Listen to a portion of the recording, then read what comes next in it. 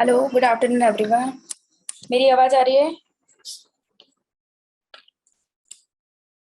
Hello, good afternoon ma'am. Am audible? हाँ, आपकी आवाज आ रही है। All good. ओके। सो बाकी गुड बाकियों आफ्टरनून का भी एवरीवन। आप पूछिए। Good afternoon everyone. मैं डॉक्टर कीर्ति मालविया नीरोग स्ट्रीट पार्टनरशिप प्रोग्राम से आपका स्वागत करती हूँ पीसीओडी के स्पेशल वेबिनार में, जिसमें हम लोग डिस्कस करेंगे आयुर्वेदा ट्रीटमेंट की गाइडलाइंस क्या होनी चाहिए, और साथ ही साथ आयुर्वेदा में पीसीओडी का मैनेजमेंट कैसे होगा और उसका ट्रीटमेंट हमको कैसे फॉलो करना है, और पेशेंट्स हमारे पास आते हैं तो उनकी काउंसलिंग कैसे करनी है। तो आज हम इस स्पेशल वेबिनार में हमारे साथ special speaker doctor Priyanka ma'am जुड़े हैं, उनके साथ जानेंगे पीसीओडी के बारे में। मैम, अब हम लोग शुरू कर सकते हैं। Okay, great. मेरी आवाज आ रही है? हाँ जी। Okay, great. So thank you for this opportunity, and this is one of the most important topics जो आजकल के लाइफस्टाइल डिसऑर्डर्स में हर एक के क्लिनिक में एटलीस्ट 5 पेशेंट्स तो पीसीओडी के आते ही हैं।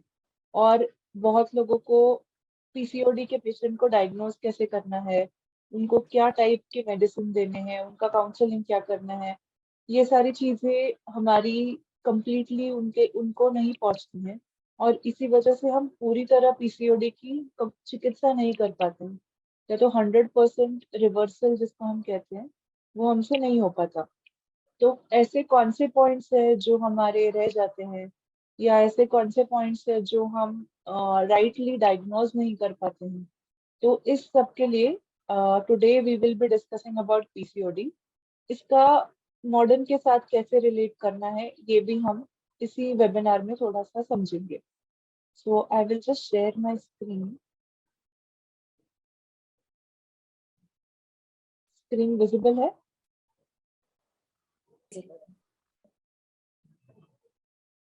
Okay, okay, great. So let us begin. So today we'll be talking about PCOD. Ayurvedic और मॉडर्न पर्सपेक्टिव से हम इस डिजीज को समझेंगे, इसकी चिकित्सा पद्धति समझेंगे, और डूज एंड डोंट्स पेशेंट को क्या देने हैं वो भी समझेंगे।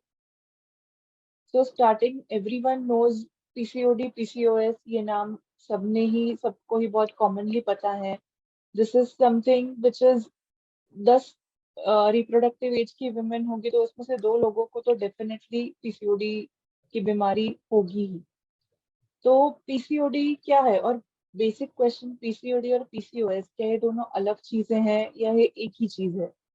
तो कंपेयरिंग विद आयुर्वेद, पीसीओडी और पीसीओएस सिमिलर ही हैं। कुछ लोग कह सकते हैं कि वो कंप्लीटली सेम है, बट पीसीओडी जैसे पॉलीसिस्टिक ओवेरियन डिजीज और पॉलीसिस्टिक ओवेरियन सिंड्रोम, जो सिंड्रोम है वो मल्टीपल डिजीजेस, मल्टीपल संप्राप्तियों के साथ होता है, इसीलिए हम उसे सिंड्रोम कहते हैं। डिजीज है जो एक दो लक्षणें दिखाता है तो उसको हम डिजीज में कैटेगराइज करते हैं। पीसीओडी अगर हम अनट्रीटेड रखें या हम उसको अच्छे से ट्रीटमेंट उसकी ना कर पाए तो वो पीसीओएस तक जा सकता है, which is we can say it's a complication of PCOD. PCOD में क्या होता है कि हम फॉलिकल्स होते हैं जो ओवरीज पे तैयार हो जाते हैं, जिसमें फ्लूइड कलेक्शन हो जाता है। और पीसीओएस में सिग्निफिकेंट ये दिखता है कि इनफर्टिलिटी से रिलेटेड हम पीसीओएस को कर सकते हैं। जब वो सिंड्रोम बन जाता है तब वो इनफर्टिलिटी की तरफ झुकने लगता है। हार्मोनल डिसऑर्डर, इसको एलोपैथी ने कहा है, जो रिप्रोडक्टिव एज की वुमेन को टारगेट करता है। तो रिप्रोडक्टिव एज हम कंसिडर करेंगे कि एज 16 से, रादर 16, 17, 18 से 40, 45 एज तक, जब तक विमेन अपने रिप्रोडक्टिव स्टेज में है, जब तक वो चाइल्ड बेरिंग एज में है, तो इसे पीसीओडी इस सब विमेन को इस सारे एज को अफेक्ट करता है। आयुर्वेद के हिसाब से देखेंगे तो पित्त का जो टाइम है, पित्त का काल है, उस टाइम पे ये पीसीओडी सबसे ज्यादा एक्टिवली दिखता है।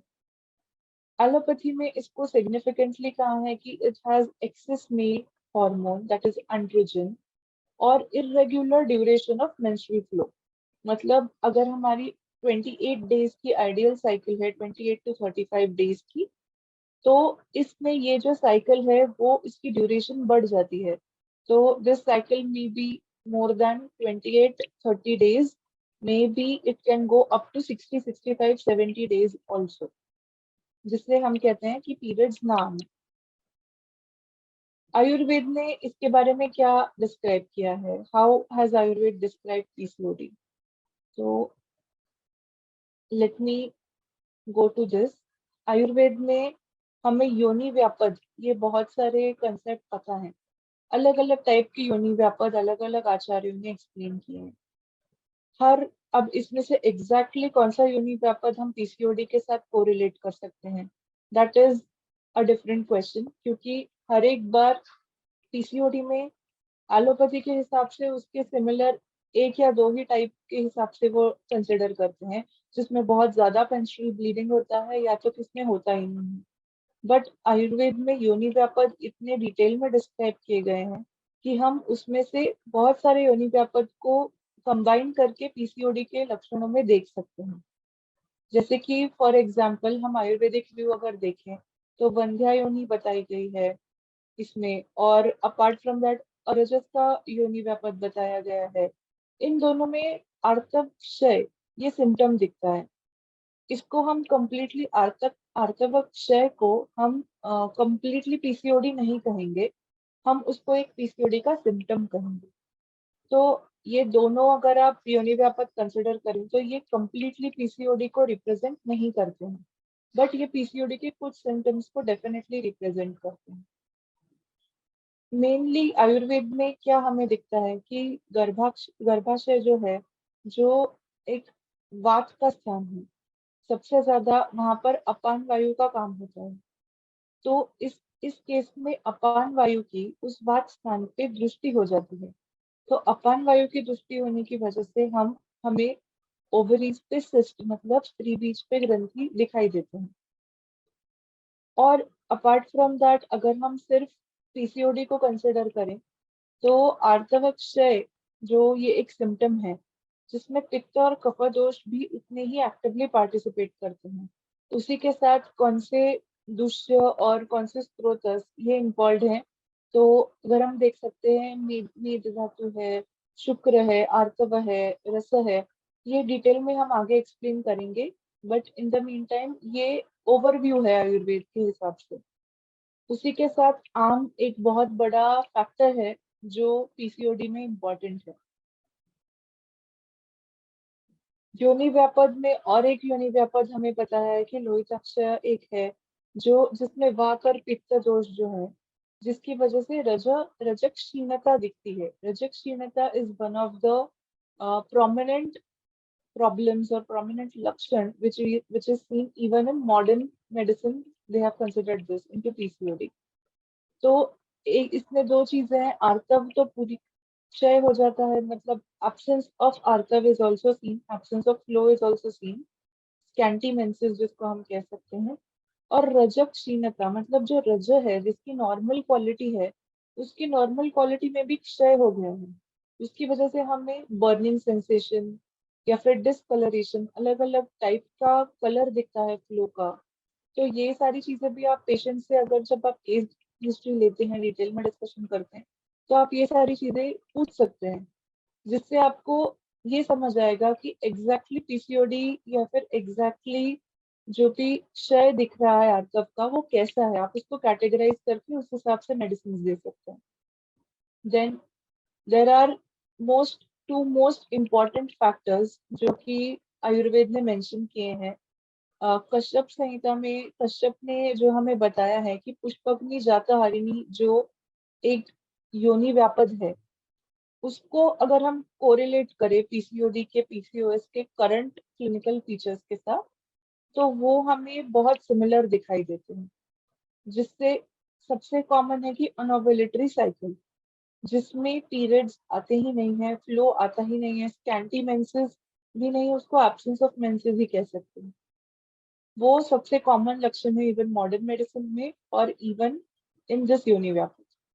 सेकेंडली उसमें पेशेंट मोस्टली स्थूल रहता है, जो हमें अभी के पीसीओडी के केसेस में भी दिख सकता है। Obesity is one of the thing.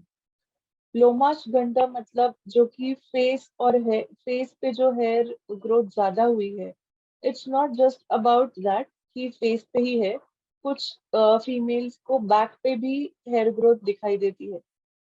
So this is one of the most common correlations and common signs in पुष्पग्नि जाताग्नि and PCOS currently. और अपार्ट फ्रॉम दैट हम उसको संतर्पणोत्थ व्याधि भी कह सकते हैं, क्योंकि ये एक लाइफस्टाइल डिसऑर्डर है। पीसीओडी ओवरनाइट किसी को भी होता नहीं है, उसके लिए लाइफस्टाइल जो भी चेंजेस हैं, जो भी लाइफस्टाइल में आजकल के अगर हम कंसिडर करें आजकल का रूटीन, सो ऐसी एक भी आपको लेडी नहीं दिखेगी जिसकी लाइफस्टाइल बहुत ही परफेक्ट है। कुछ ना कुछ स्ट्रेस, कुछ ना कुछ फूड ईटिंग डिसऑर्डर्स, या फिर ट्रैवलिंग, या फिर a lot of work pressure, ये सारी चीजें उनकी लाइफ में है। If we are only considering the condition और जस्ट द सिम्टम्स, तो हमें उसके पीछे के हेतु भी समझना उतना ही इम्पोर्टेंट है। So this is an overall Ayurvedic view. Exactly क्या कॉजेज हैं जो अभी हम मॉडर्न मेडिसिन के हिसाब से अगर देखें, तो मॉडर्न मेडिसिन ने स्ट्रेट अवे कहा है कि this is unknown, the causes of PCOD are unknown और इडियोपैथिक।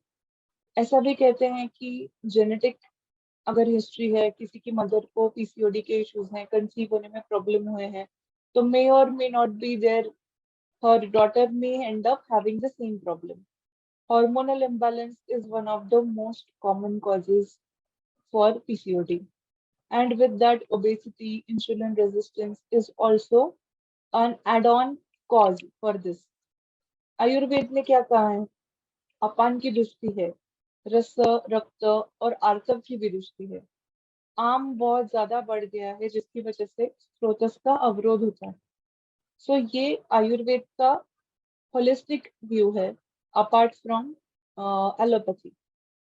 अगर आप इसको इसी हिसाब से देखेंगे इन मॉडर्न मेडिसिन, जिसमें उन्होंने हाई लेवल्स ऑफ एंड्रोजेंस कहा है, that is again hormonal imbalance.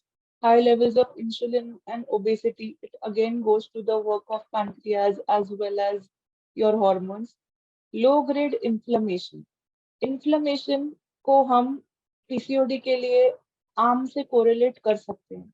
So inflammation low grade उन्होंने कहा है, but there is a lot of आम निर्मिति इन पीसीओडी।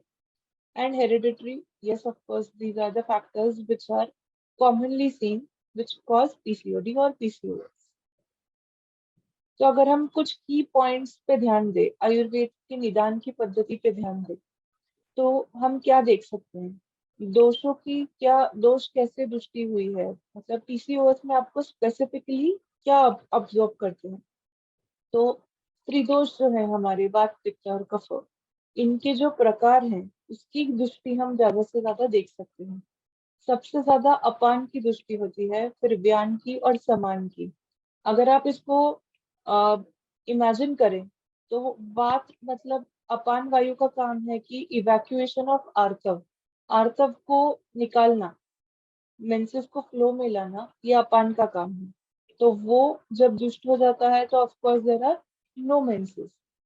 उसके बाद व्यान का काम है ब्लड सर्कुलेशन मेंटेन करना, या फिर फॉलिकल को रप्चर करना।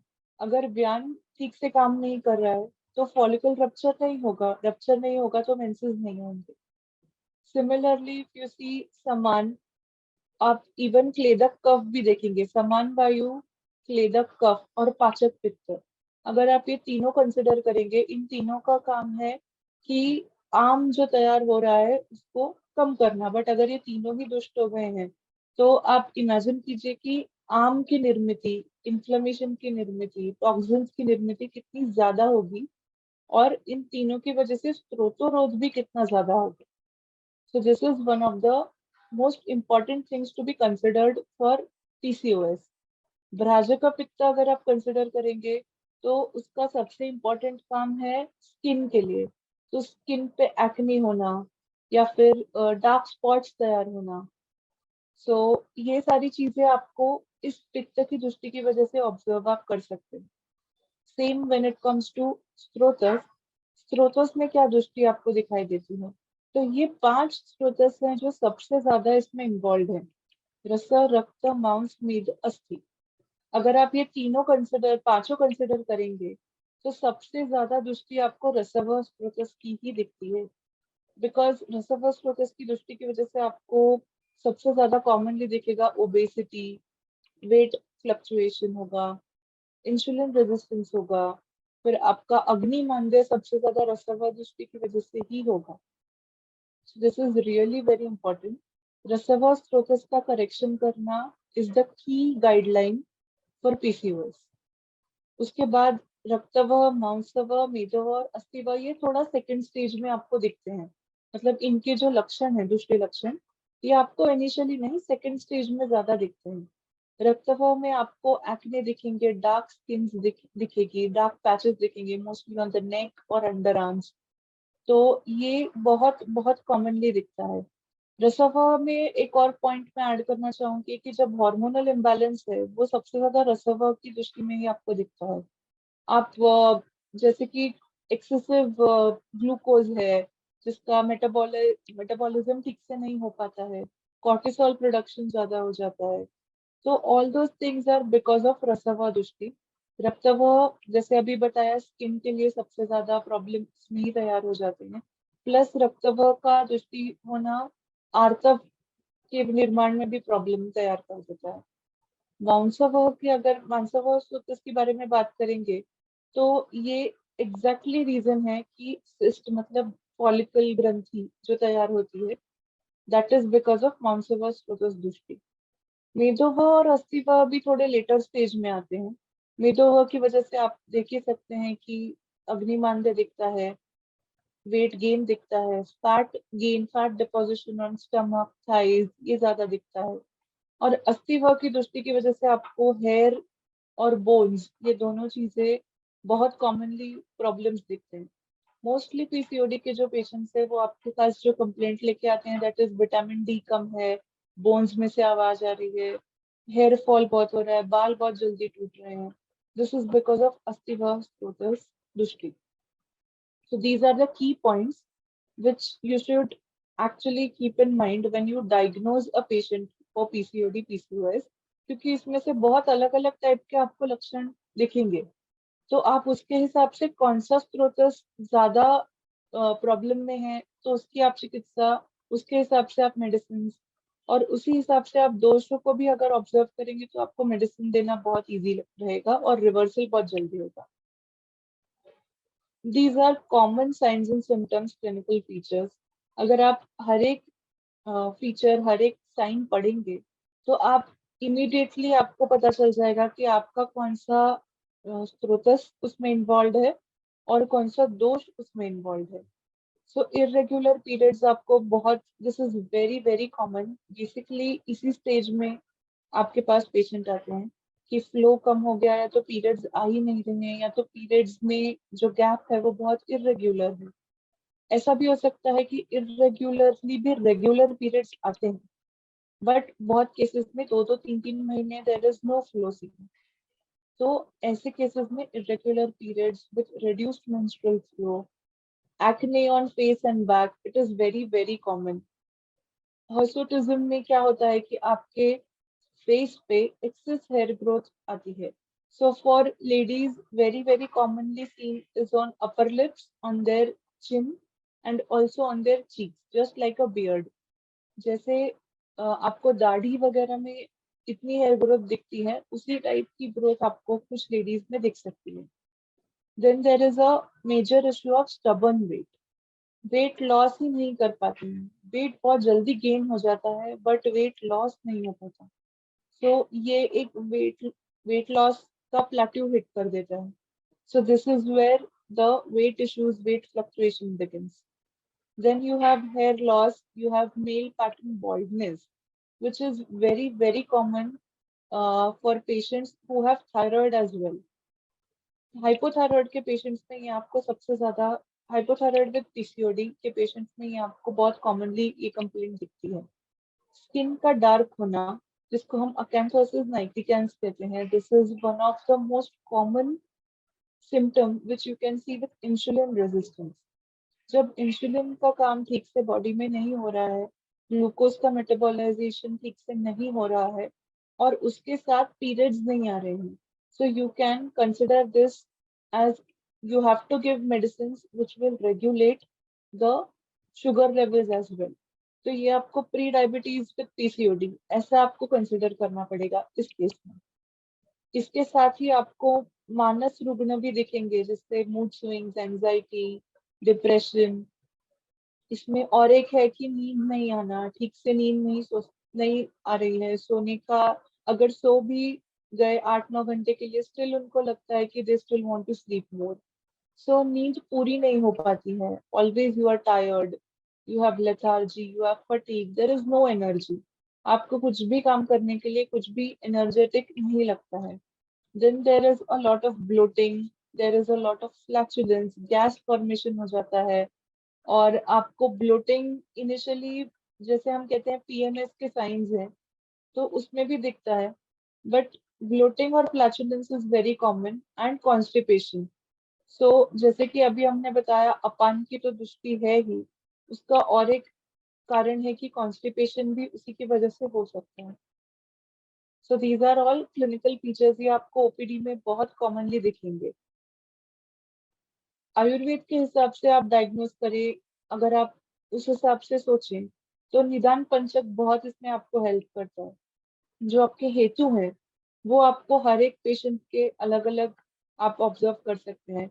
अनलाइक मॉडर्न मेडिसिन, इसमें कैसे रहता है कि आप पेशेंट की हिस्ट्री डिटेल में लेते हैं. तो ये डिफरेंस है मॉडर्न मेडिसिन और आयुर्वेद का.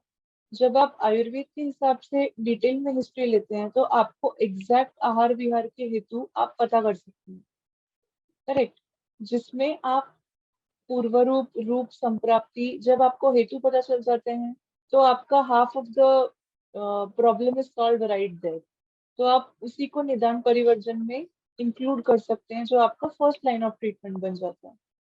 उसके बाद जो आपका पूर्व रूप है, पूर्व रूप और रूप अवस्था में, पूर्व रूप में एक्चुअली ज्यादा पेशेंट आपके पास आते हैं. सो उसी टाइम पे अगर आपने सही इन्वेस्टिगेशन किए, तो आप पीसीओडी को बहुत इजीली रिवर्स कर सकते हैं.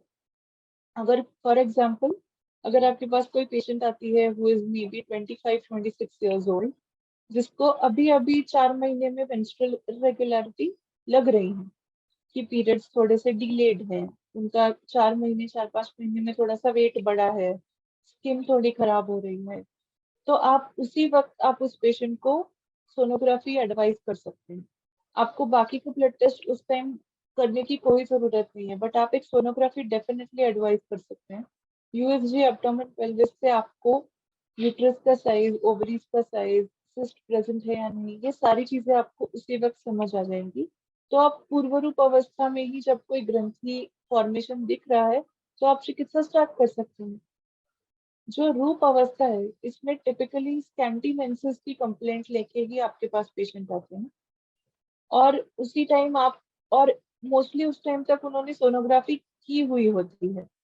तो उस वक्त आपको सारे जो सिम्टम्स हमने अभी बताए, जैसे irregular periods, excessive hair growth, may be tiredness, fatigue, ये ओबेसिटी, ये सारी चीजें आपको उसी रूप अवस्था में आपको दिख जाती है.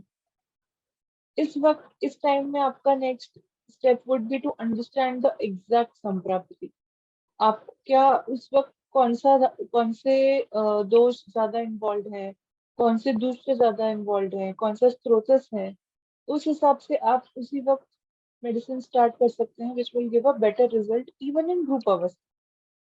अगर आप ये सब नहीं करते और आपके पास डायरेक्टली उपद्रव के साथ ही पेशेंट आता है, या फिर आपसे कुछ डायग्नोज नहीं आप कर पाए हैं, तो ये उपद्रव होने की बहुत बहुत पॉसिबिलिटी है. और मोस्टली ऐसा भी होता है कि पेशेंट आपके पास जब आता है, तो उसके पास ये उपद्रव ऑलरेडी हो गए होते हैं. So because usually what happens, everyone comes to Ayurveda at the end, so these complications are bound to come along with the patient. प्रमेह, या फिर एग्जैक्टली हम उसको डायबिटीज भी नहीं कह सकते हैं, मे बी ऐसा भी हो सकता है कि वो इनिशियल स्टेजेस है प्रमेह की भी, इंसुलिन रेजिस्टेंस है, ओबेसिटी है, और ये सारी चीजें along with all these things, high chances are there कि PCOS जब डिटेक्ट हो जाता है तो इनफर्टिलिटी के बहुत चांसेस रहते हैं। तो इस केस में आपको संप्राप्ति को कैसे भंग करना है, इसके लिए बहुत सोच के और बहुत स्ट्रॉन्ग मेडिकेशन या फिर शोधन चिकित्सा करनी पड़ती है। These are the most common investigations जो आपको पीसीओडी पीसीओएस के केस में करने ही चाहिए। इसमें से इनिशियल स्टेज में जब आपके पास पेशेंट आता है तो आप उनका ओवरऑल आहार विहार लाइफस्टाइल सब देख के आप उनको बेसिक टेस्ट बता सकते हैं। आप उसमें फास्टिंग इंसुलिन, टीएसएच, टीएफटी जैसे थायराइड प्रोफाइल है, TSH, T3, T4, fasting insulin, एचबीएवनसी, lipid profile, vitamin D3, B12 और USG abdomen pelvis plus liver function test and urine routine. ये जो अभी मैंने बताई ये आप उनको फर्स्ट स्टेज में करने के लिए कह सकते हैं। इनमें से अगर कुछ आपको abnormal आता है तो आप along with this आप इनकी भी चिकित्सा स्टार्ट कर सकते हैं। जैसे लिवर फंक्शन टेस्ट में अगर आप देखेंगे तो कुछ एलएफटी abnormal अगर आपको लगती है तो आप लिवर टॉनिक स्टार्ट कर सकते हैं। अगर HbA1c हाई आती है, लिपिड प्रोफाइल में कोलेस्ट्रॉल हाई आता है, तो आप उस हिसाब से गुगुल यूज कर सकते हैं जिससे जो भी लिपिड्स बढ़े हुए हैं वो थोड़े कंट्रोल में आ सकते हैं। तो आप 1 मंथ की treatment planning but only on these test also you can do very effectively. ये देख के भी अगर आपको लगता है कि पेशेंट को रिजल्ट नहीं आया है तो उसके बाद आप सेकेंड स्टेज पे उनको फ्री टेस्टोस्टेरोन, एएमएच, ये एएमएच, एस्ट्रोजन, एलएच, ये सारे हॉर्मोन्स हैं जो आप उनको may be 15-20 days of treatment के बाद करने के लिए कह सकते हैं। एंड पेल्विक सीटी और एमआरआई और serum SCG is very very later stage, इसकी मोस्टली जरूरत भी नहीं रहती है, but still you can keep that option open as well. Modern medicine में पीसीओडी की ट्रीटमेंट बहुत बेसिक कही गई है, जिसमें प्राइमरी ट्रीटमेंट उनका प्रिंसिपल क्या है कि पीरियड्स आने चाहिए, रेगुलेशन ऑफ मेंसेस होने चाहिए, मेटाबॉलिज्म करेक्शन होना चाहिए। सो उनके जो मेडिसिन हैं which are very very commonly used, OCP, oral contraceptive pills, anti diabetic medicine, metformin is very commonly given when PCOD or PCOS is diagnosed. Periods नहीं आते हैं इसलिए वो विड्रॉल ब्लीडिंग के लिए मेडिसिन दे देते हैं, तो उसकी वजह से पीरियड स्टार्ट हो जाते हैं, but then that is not very good for a long term. Then hormonal therapy, yes it is all included in basic treatment of PCOD, but अगर आप इसको लॉन्ग टर्म के हिसाब से देखेंगे तो each and every medicine from this has some और the other side effect. तो इसकी वजह से ऐसा भी हो सकता है कि पेशेंट लॉन्ग टर्म में ये सारी चीजें ना लेना चाहे। अगर आप किसी को मेटफॉर्मिन स्टार्ट कर देते हैं, may be if the dose is not regulated, it is also seen कि patient can have low blood sugar, low BP also. Because जब जिसको भी पीसीओडी डायग्नोस होता है वो डॉक्टर के पास जाते हैं, मेडिसिन स्टार्ट करते हैं, उसके बाद वो इतने गूगल पे सर्च करके खुद ही कुछ भी डाइट्स फॉलो कर लेते हैं, जिसकी वजह से with the medicine excessive anti hyperglycaemic जैसा ऐसा कुछ आपको उसमें फील हो जाता है, लो शुगर हो जाता है, और फिर patient half of the time treatment give up कर देते हैं और again they are back to the same track, जिससे again PCOD gets more aggravated. इसी के साथ मॉडर्न मेडिसिन में gynaecs also recommend to go for nutritional intervention, multivitamin multivitamin supplements weight loss के लिए दिए जाते हैं। और अगर अभी आप कॉमनली देखेंगे तो जो भी वेट लॉस के सप्लीमेंट्स है वो सारे आयुर्वेद बेस्ड या हर्बल बेस्ड ही आपको दिखते हैं। So these are the basic things which are only done with modern medicine.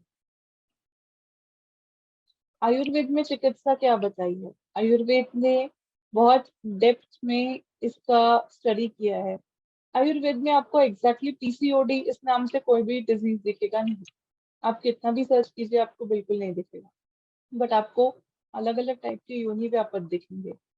तो आप हर एक योनि व्यापक पढ़िए, आप हर एक स्त्री रोग की चिकित्सा में देखिए कि आप कौन से मेडिसिन यूज कर सकते हैं। ये जो अभी हमने मेडिसिन सजेस्ट किए हैं, दीज आर जनरल मेडिसिन, ये आपको सारे एक साथ यूज नहीं करने हैं। इसमें से आपको पेशेंट की केस, पेशेंट की अवस्था, उस टाइम पेशेंट का कौन सा स्रोत ज्यादा इन्वॉल्व है, कौन सा दुष्य ज्यादा है, उस हिसाब से आपको ये मेडिसिन यूज करनी है। आइडियली प्रिंसिपल ऑफ ट्रीटमेंट अगर हम देखें फॉर पीसीओडी, अपतर्पण चिकित्सा हमें करनी चाहिए क्योंकि ये संतर्पण जन्य व्याधि है। तो हम अपतर्पण करना is our main line of treatment, जिसमें आप लेखन चिकित्सा, लेखन बस्ती थ्रू भी कर सकते हैं, आहार से भी कर सकते हैं। शोधन भी आप सेम पंचकर्म से भी कर सकते हैं, आहार से भी कर सकते हैं। अग्निदीपन चिकित्सा इज वेरी इंपॉर्टेंट, क्योंकि हमारे पास अग्निदीपन के लिए, जैसे अभी हमने देखा कि अग्नि ऑलरेडी बहुत लो है, मंद है, और आम बहुत ज्यादा है, तो अग्नि को दीपन करते साथ ही आपको पाचन भी उसी हिसाब से करना चाहिए। और रसायन और वाजीकरण, ये दोनों अलग अलग चीजें हैं जो आपको एकदम लास्ट स्टेज ऑफ ट्रीटमेंट में फॉलो करनी चाहिए। रसायन ट्रीटमेंट डेफिनेटली, क्योंकि धातु को आपको जैसे ही शुद्धि हो जाती है तो आपको धातु को बल देना है। और वाजीकरण जो है वो सिर्फ और सिर्फ आपको इनफर्टिलिटी के जो भी केसेस हैं या फिर लो लिबिडो के कुछ केसेस हैं, उस हिसाब से आपको वाजीकरण की ट्रीटमेंट करनी है। These are the very common medicines which are used, which we recommend, कि ये आपके यहाँ एक, आपके पास एक हैंडबुक जैसा रहे, आपके सामने मेडिसिन रहे, जिसमें अगर आप देख सकते हैं तो सबसे ज्यादा हमने गुग्गुल यूज की है। Guggul is very very effective क्योंकि वो नींद भी कम करता है और वो ग्रंथि भी कम करता है। तो कांचन और guggul can be, you can say it's a drug of choice. My personal recommendation for Lekhan is Arogyavardhini, Chandraprabha and Trivanga Bhusma. So these three as a combination work really well. और जिनको पीरियड्स नहीं आ रहे हैं तो उनको आप रजत प्रवर्तिनी वटी start करके withdrawal bleeding start कर सकते हैं। That is also very useful, but आपको उसका डोज भी कंट्रोल करना होगा क्योंकि वो बहुत ज्यादा उष्ण है। तो आपको पेशेंट की प्रकृति, पेशेंट का अग्नि, पेशेंट के ओवरऑल लक्षण सब देख के आपको इनमें से आप ट्रीटमेंट प्लान कर सकते हैं। Apart from these, of course, there are many medicines which you can use, but these are very commonly used from our end. अगर आप इसके बाद डेफिनेटली हम रेकमेंड करते हैं कि अपतर्पण का one of the most important things is शोधन। शोधन चिकित्सा आप मेडिसिन के थ्रू भी दे सकते हैं। शोधन चिकित्सा आप बस्ती पंचकर्मा के थ्रू भी दे सकते हैं। शोधन का सबसे इसमें ट्रीटमेंट प्रिंसिपल है दीपन, आम पाचन और अनुलोमन। ये तीनों चीजें आपके लिए बहुत बहुत इंपॉर्टेंट है। अगर आप किसी भी, it's not just about PCOD, अगर आप ओबेसिटी भी ट्रीट कर रहे हैं, अगर आप किसी भी मेटाबॉलिक सिंड्रोम को ट्रीट कर रहे हैं, तो दीपन, आम पाचन और अनुलोमन ये बहुत इंपॉर्टेंट मेथड्स हैं। उसके लिए आप त्रिकटु, हिंगोवचादी, हिंगाष्टक, अभिपत्तिकर, एरंडमुस्का, बहुत सारी चीजें हैं जो आप यूज कर सकते हैं। आपको कोई भी, अगर आप शोधन करते हैं, इवन आप विरेचन प्लान करते हैं या वमन प्लान करते हैं, उससे 3 दिन पहले मिनिमम आपको पाचन डेफिनेटली पेशेंट को देना चाहिए। और शोधन जब आप स्टार्ट करेंगे तो for PCOD I will recommend लेखन बस्ती आप कर सकते हैं। मात्रा बस्ती, मात्रा बस्ती आप एक्चुअली, आई विल रिकमेंड कि जब पेशेंट को बहुत ज्यादा ब्लीडिंग है, अगर बहुत ज्यादा डिस्फंक्शनल यूटेराइन ब्लीडिंग का पेशेंट है, नॉट जस्ट पीसीओडी, जिनको थोड़ा सा पेन रिलीफ चाहिए, तो आप मात्रा बस्ती उस टाइम पे रिकमेंड कर सकते हैं eight the end of their cycle. Uttar Basti, as and when needed. It is a very complex and a very precise therapy mentioned in Ayurveda. तो आप उसका यूज पेशेंट की अवस्था के हिसाब से ही कीजिए। आइडियली सबके लिए इजी टू अंडरस्टैंड इज 8 दिन का जो हमारा योग बस्ती हम कर सकते हैं, जो अनुवासन और निरूह का कॉम्बिनेशन रहता है।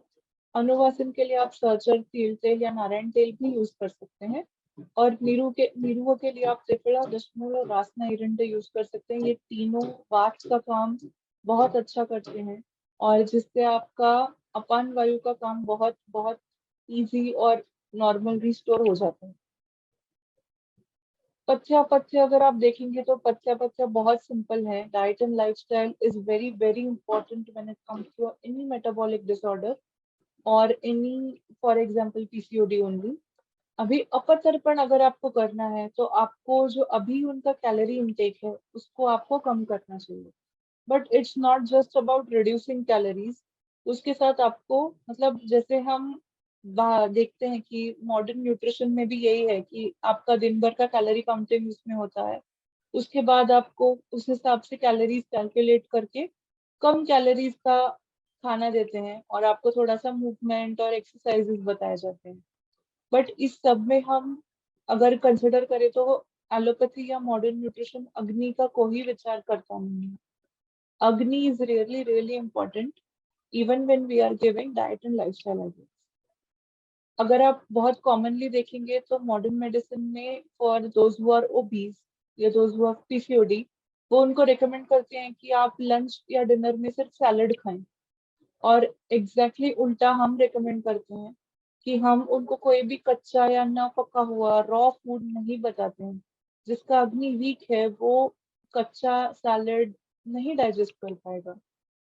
तो what we would recommend in this case, हम उनको डेफिनेटली लो कार्बोहाइड्रेट का खाना रिकमेंड करेंगे। तो आप उसको ज्वार की, जैसे महाराष्ट्र में भाकरी मिलती है, वैसे उस हिसाब से आप उनको मल्टीग्रेन रोटी बता सकते हैं जिसमें वीट का प्रमाण कम है। एडिक्वेट प्रोटीन के लिए जो अगर खाते हैं तो grilled chicken definitely helps. If not then there are lot of options for plant based protein. तो उसमें आप हमारे जो भी पल्सेस हैं, लेग्यूम्स हैं, वो आप यूज कर सकते हैं to get good amount of protein. Egg recommend कर सकते हैं। बट पीसीओडी के पेशेंट में जैसे उनकी पीरियड्स रेगुलर हो जाते हैं, थोड़ा वेट लॉस होना शुरू हो जाता है, उसके बाद हम एग वाइट्स रिकमेंड करते हैं। इनिशियली हम एग, पनीर ये सब नहीं रिकमेंड करते हैं क्योंकि वो डाइजेस्ट नहीं हो पाएगा। जैसे अग्नि का वर्धन होता है उसके बाद हम ये सारी चीजें उनके डाइट में इंकॉर्पोरेट कर सकते हैं। अपार्ट फ्रॉम दैट जो अवॉइड करना है उसकी लिस्ट डेफिनेटली आप सबको ही पता है, इट्स अ ह्यूज लिस्ट जिसमें हम व्हाइट्स जो है मतलब शुगर, बेकरी, डेयरी, ये थोड़ा उनको कम कहने के लिए बोलते हैं। डेयरी में दो एक्सेप्शंस है कि cow milk and cow ghee which we recommend for our patients to have, but of course in a limit. Fried food है जो ओवर कुक्ड है, स्टेल फूड है। अभी stale food is very commonly seen कि अगर उनको पेशेंट्स को आप अगर उनकी लाइफस्टाइल की डिटेल में हिस्ट्री लेंगे तो what you see is that they end up eating over like left over food. तो कल रात का खाना भी सुबह के टिफिन में आ जाता है। तो ये प्रैक्टिसेस हमें उनको हेल्प करनी है here where your counselling skills come in picture. क्योंकि अभी हम उनको सिर्फ बता सकते हैं कि आप बासी खाना मत खाइए, but instead we should be telling them कि आपको उसकी जगह क्या खाना चाहिए। So as an Ayurvedic doctor I would recommend everyone should understand basics of nutrition. वो समझना ही चाहिए। बिकॉज पेशेंट को अगर आपने क्या नहीं खाओ ये बताया, बट क्या खाओ ये अच्छे से एक्सप्लेन किया, तो you will get much better result. Apart from diet, lifestyle is very very important जिसमें आप एक्सरसाइज जैसे रनिंग, ब्रिस्क वॉकिंग, जॉगिंग, ये सब आपकी कार्डियोवैस्कुलर एक्सरसाइजेज हैं जिसकी वजह से आप अगर आप उसको आयुर्वेद से कंपेयर करेंगे तो आपका मेद धातु कम होने में, मेद धातु रेगुलेट होने में, टोन होने में बहुत हेल्प हो जाती है। 7 घंटे की नींद इज आइडियल, उससे ज्यादा one should not be sleeping. और of course staying awake late night और sleeping in the afternoon जिसको हम दीवा स्वाप कहते हैं, वो अवॉइड होना चाहिए। रात को अगर कोई ज्यादा जागता है, maybe someone is doing night shift और someone is working late for some other reason, तो उस हिसाब से उनको आपको उनकी दिनचर्या प्लान करके देनी चाहिए। Because you are not just an Ayurvedic doctor who is giving prescription, you are a lifestyle counsellor for the same. PCOD अगर एक लाइफस्टाइल डिसऑर्डर है तो आपको उनकी लाइफस्टाइल में आप क्या चीजें इनकॉर्पोरेट कर सकते हैं, ये बहुत बहुत इंपॉर्टेंट है और वो आपको एक्सप्लेन करना चाहिए। अगर आप ये सारी चीजें ठीक से फॉलो कर पाते हैं, पेशेंट की प्रकृति समझ पाते हैं, उनके डिजीज की सिवियरिटी समझ पाते हैं, तो 3 महीने में आप डेफिनेटली पीसीओएस रिवर्स कर सकते हैं और आप उनको एक अच्छी लाइफस्टाइल, आयुर्वेदिक लाइफस्टाइल आगे जीने के लिए हेल्प कर सकते हैं। उसके बाद आप डेफिनेटली रसायन और वाजीकरण जो भी रिक्वायर्ड है, आप अपनी पेशेंट के हिसाब से आपकी नॉलेज के हिसाब से आप यूज कर सकते हैं. So I think with this, definitely understanding PCOD has become easier for you all. With this, I thank you and thank you for being patient listeners. Thank you so much, ma'am. You beautifully explained PCOD according to Ayurveda. और मुझे लगता है कि आज का ये session सभी को बहुत पसंद आया है. इवन मुझे भी काफी अच्छा लगा ये जान के कि हमारे आयुर्वेद में हम किस तरीके से संप्राप्ति के आधार पे हम अपना ट्रीटमेंट का मैनेजमेंट कर सकते हैं, और साथ ही साथ जो बाकी डिजीज एसोसिएटेड है उनको भी हम कैसे मैनेज कर सकते हैं. तो चलिए अब हम चलते हैं क्वेश्चन आंसर के सेशन पे. Sure, sure. आप सभी की कोई भी क्वेरीज हो तो please start dropping in chat box. हम लोग वन बाय वन सबकी क्वेरीज का आंसर करते जाएंगे.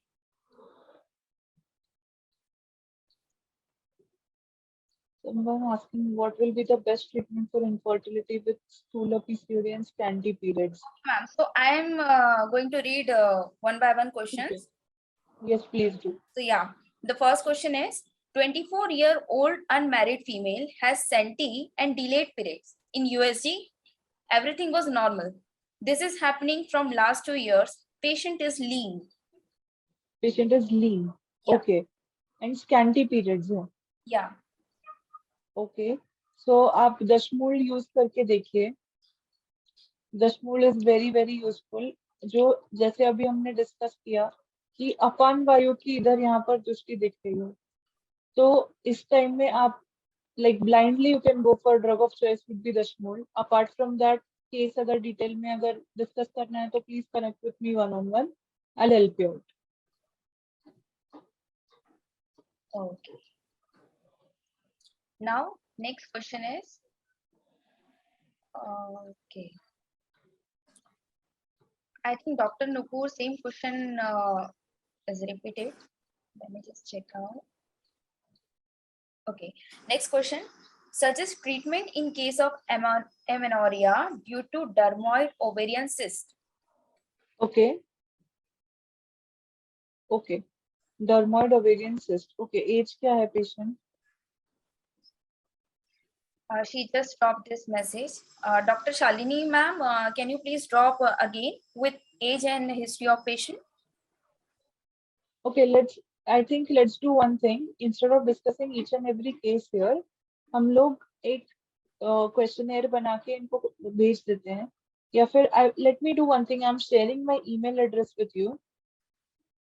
Either we can drop our official number in chat box, so they directly can share their cases with us. Because then I can read each and every case and then respond accordingly. Sure, sure. So I'm just dropping my email. आपको किसी को भी question है तो please इस पे मुझे email कर दीजिए. Just right your name and the case. अगर आपको कोई केस एक्सप्लेन मतलब केस के लिए हेल्प चाहिए तो just write down everything in detail about the patient. Dr. Kirti and I will be able to discuss the case and get back to you with necessary medications or any lifestyle corrections which you need. Or I would recommend everyone to please share case with history, past illness, and if any surgery was there with patient, then please share these all things. This will help us a lot to get proper management for that particular patient. Yeah. Exactly. Okay, let's move to another question. PCOD में fluid accumulation हो रहा है, उसका treatment क्या होगा? See, then again, fluid accumulation cyst formation is a sign of fluid accumulation. तो आपको cyst के लिए काम करना है. तो अगर आप ग्रंथि देखेंगे तो इसमें आपको सबसे ज्यादा इम्पोर्टेंट चिकित्सा यहाँ पर, since you saw the whole PPT, so you only suggest what you would do. मेरी तरफ से I would definitely recommend कि आप इसमें पाचन से स्टार्ट करें, उसके बाद आप अपतर्पण में जाएं. So this is very important to break the cyst. Cyst break करना, भेदन करना, ये गुग्गुल के सिवा और कोई अच्छे से नहीं कर सकता. So guggul should be the drug of choice. Which guggul to use is you should use your Tantra Yukti for that. Okay. Okay, next question from Dr. Poonam ma'am. One patient have PCOS age 22, excessive weight gain, hair loss, and loss of appetite, along with phobia with liquid items. What should be line of treatment? Okay see most important phobia for liquid items है तो आपको counselling बहुत बहुत अच्छे से करना चाहिए. You should let them understand why the phobia is there. So this is where your counseling skills come in picture. और बाकी जो उनका वेट गेन है या बाकी जो भी क्लिनिकल साइंस एंड सिम्टम्स है वो आप उनके इन्वेस्टिगेशन पहले करा लीजिए, यूएसजी करा लीजिए, उनके हार्मोनल ऐसे करवा लीजिए. Hormonal assay is something which is all the basic reproductive hormones of a woman are check. तो आप उसमें करवा के रिपोर्ट करवा के आप उनसे वापस कंसल्टेशन के लिए बुलाइए. अगर आपको डिटेल हेल्प चाहिए तो please drop an email with the complete history of the patient. We will definitely go through. Now, moving to next question. Dr. Pranav, nicely presented session. Thank you so much, sir. Thank you. Okay, next question is comes from Dr. Shivani ma'am. What will be the best treatment for infertility with stool PCOD and scanty periods? Ideally stool है तो आपको बस्ती करना चाहिए. तो बस्ती is something which I would recommend initially. उसके बाद आप medicine start कीजिए, मतलब पाचन स्टार्ट करके बस्ती कराइए. So this is very useful because you are going for infertility treatment in future. जब तक आपका गर्भाशय शोधन नहीं होता तब तक आपका अच्छा बीज निर्माण नहीं होगा. तब तक आपका अगर मतलब patient even if the patient has to go for IVF और आईयूआई आगे जाके गर्भाशय शुद्धि इज वेरी वेरी इंपॉर्टेंट. तो go for a Basti.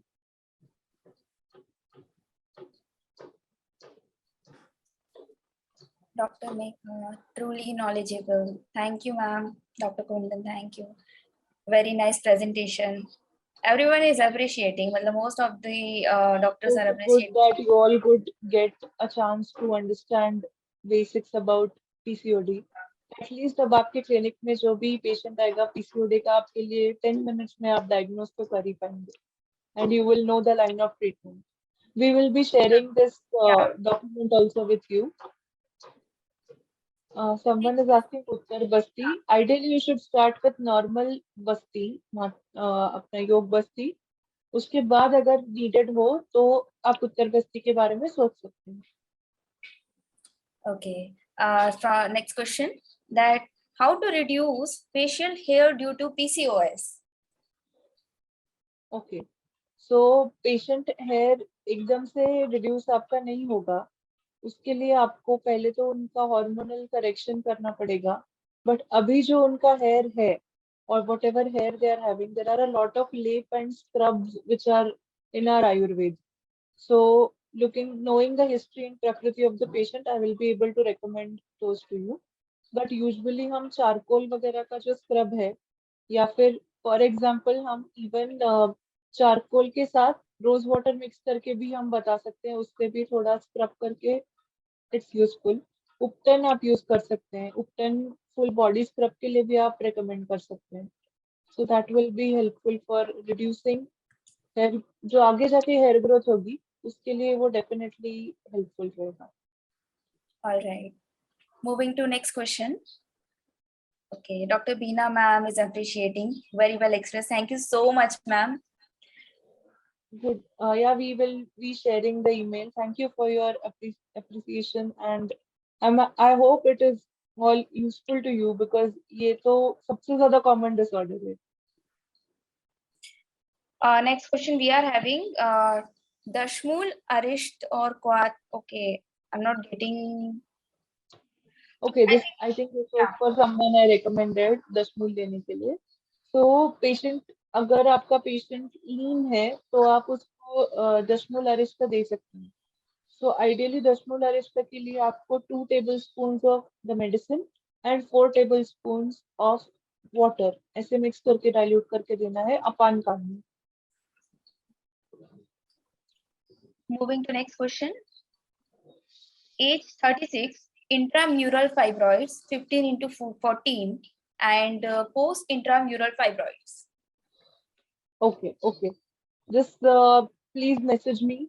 I will be explaining that in detail because only fibroids के साथ मुझे बाकी की history भी, if I get to know, I'll be able to help. Recordings of this session is available. Yes, recording will be available to our partner doctors, and don't forget to join partnership module of ours. उसमें आपको काफी सारा management, treatment, line and आपके cases से related जो भी treatment होगा, any difficulty if you are facing, तो आपको सॉल्यूशन मिलेगा. डेफिनेटली. डॉक्टर कीर्ति, आपको मैं रिक्वेस्ट करूंगी कि इनके साथ शेयर कर दीजिए link to join the partnership programme. Yes, yes. And please share your email address also. You can connect with Dr. Kirti or me after this, and we can help you out with your cases. Apart from that, we can also help you out with line of treatment suggestions as well. Can we get a copy of this through WhatsApp? Okay, I think the PPT will be shared with our partner doctors only.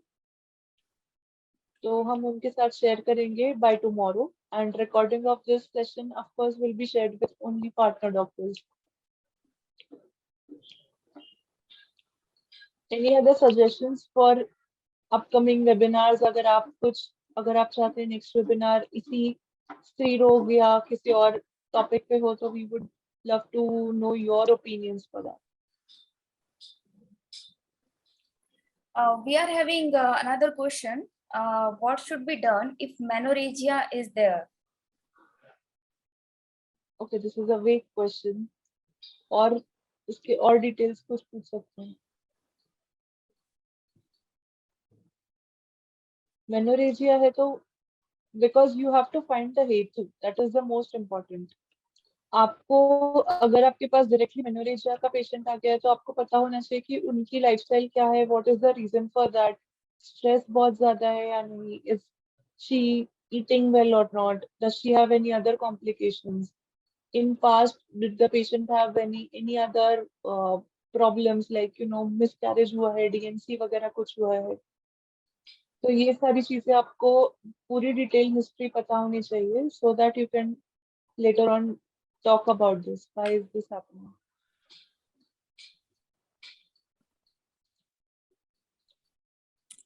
Okay, I think Dr. Kirti, we are done with our time. It's 5 o'clock. Yeah. And if anyone has any any doctor, questions, yeah, if any doctor is not in partnership program of ours और वो join करना चाहते हैं, मतलब मैं तो recommend करूंगी कि आप ज्वाइन करें इस प्रोग्राम को, क्योंकि ये आपके लिए बेनिफिशियल रहेगा. That will help to understand the cases, that will help to understand the treatment management, and with that it will help you to earn, right? So you get valued for your work, for your Ayurveda, that will be really beneficial for you all. great. Very concludingly, very nicely summarized everything, Dr. Kirti. And I hope everyone will be able to use Ayurvedic principles, Ayurvedic Chikitsa for PCOD henceforth. And yes, I saved all your concern and cases on my laptop. मैंने सबका जो है वो concern मैंने sheet में save कर लिया है. तो we'll connect with you all doctors and we'll try to solve your treatment management properly. और बाकी सारी वो मैंने सारी queries यहाँ पे डाल दी है. So हम लोग जल्दी आप लोगों से contact करेंगे और आपकी help करेंगे आपके PCOS के management को लेके. और any other management if you want to discuss, तो आप हमसे freely discuss कर सकते हैं. Sure, definitely. We are always there to understand your problems and help you out with your clinical practice. So do connect with us. Okay. Thank you so much, ma'am. Thank you everyone for listening us. Thanks for giving time. Thank you so much for patiently listening. Thank you, Dr. Kirti.